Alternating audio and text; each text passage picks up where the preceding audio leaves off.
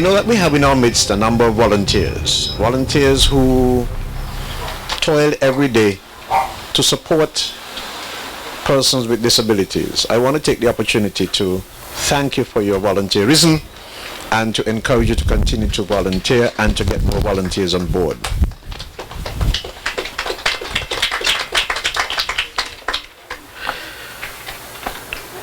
Now, I had an experience a few months ago when I walked a mile in your shoes, because I put that blindfold on and walked the way from the Bay Road all the way to government headquarters. But it brought front and center the value that we must place on the gifts that we have from God, and so that those of us who are short of those gifts should recognize that the gifts that they do have, even if they're shorter gifts, are also valuable. And let us thank God for the gift that He gave us.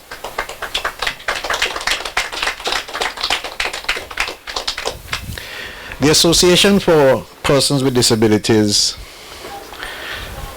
I have visited here once or twice, and I see that they work very hard and indeed do their best to educate those who are with disabilities. And I've tried on one or more occasions to assist in my own way with things like wheelchairs.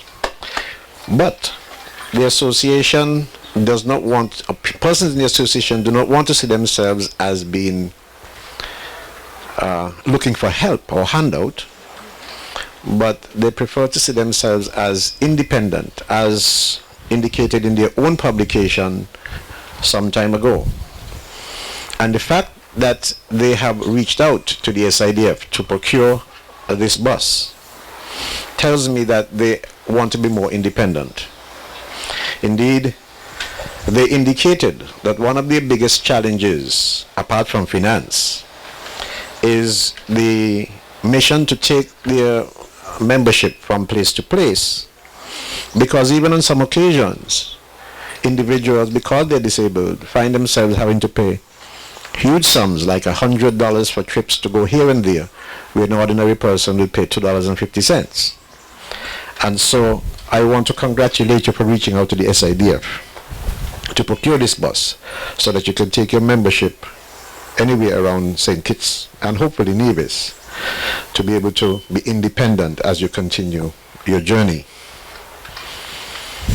You did challenge me, Mr. President, to take to the cabinet the issue of the building codes so that there could be access by those who are disabled to buildings under construction in the Federation. And I take it very seriously. In fact, you refer to Appendix F, accessibility options. I want to say to you that I will commit myself to getting all of the facts on this issue and to do what I can to ensure that those areas, at least the building codes and other areas, are affected by government. I can tell you that we have been discussing, for example, the fact that climate change has made us realize the importance of water in our lives. And even the housing program which we are undertaking, which I trust that somebody in disability or persons in with disabilities will be eligible for. Even in those houses, we are giving consideration to building cisterns so that water can be in those houses. And I can tell you also that we do have one person, I'm not sure if they're a member of your association, but who lives in Connery, where we have built a house with the ramp to be able to access his house. I believe you know the gentleman, his name is Mr. Matthew.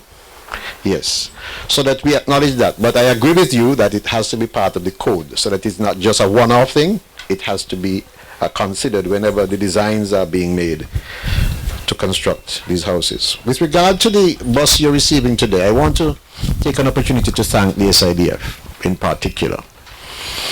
The SIDF is that institution which is positioned to assist governments and people with some of the most important needs. This definitely is a significant and important need. And so the work done by the SIDF, and I see some members of the board here, in delivering this bus to you must be commended. And I want you to put your hands together for the members of the SIDF. I understand that this bus is around the cost of $250,000 and $295,000. I also understand that it can take 14 persons and 4 wheelchairs anywhere across the country.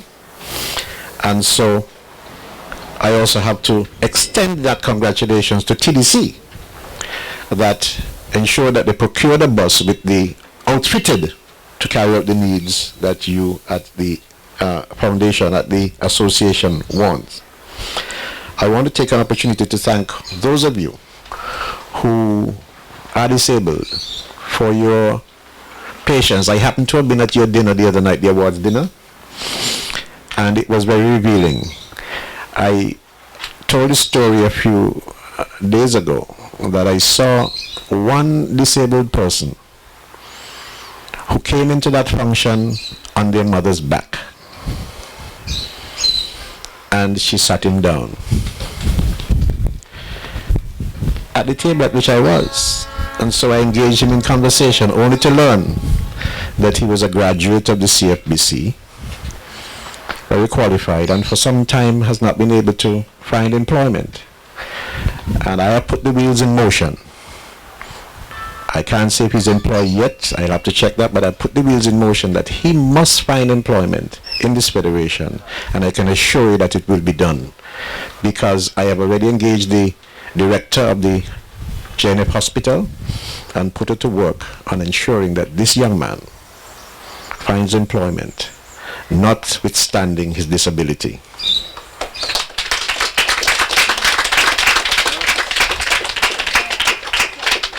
On behalf of the ministry, therefore, and on behalf of the government, and indeed the people of St. Kitts and Nevis, I want to again thank you, Dr. Shaditan, and your team, TDC, and those who work tirelessly to support the organization, to support your disabilities organization, from the chairman to the volunteer president. Well, you're volunteer president, right? To Mr. Libert, who's a volunteer in his own right, who does this work selflessly. I want to thank all of you for the contribution you make to our society. Thank you very much.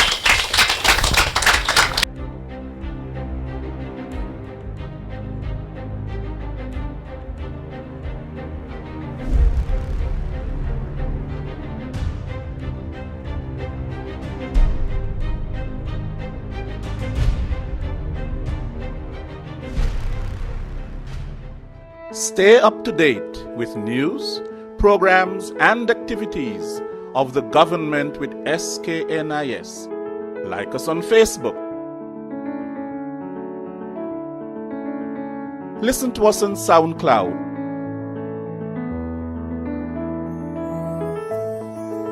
Follow us on Twitter. And watch our videos on YouTube. Connect with us today. SKNIS, St. Kitts and Nevis Information Service.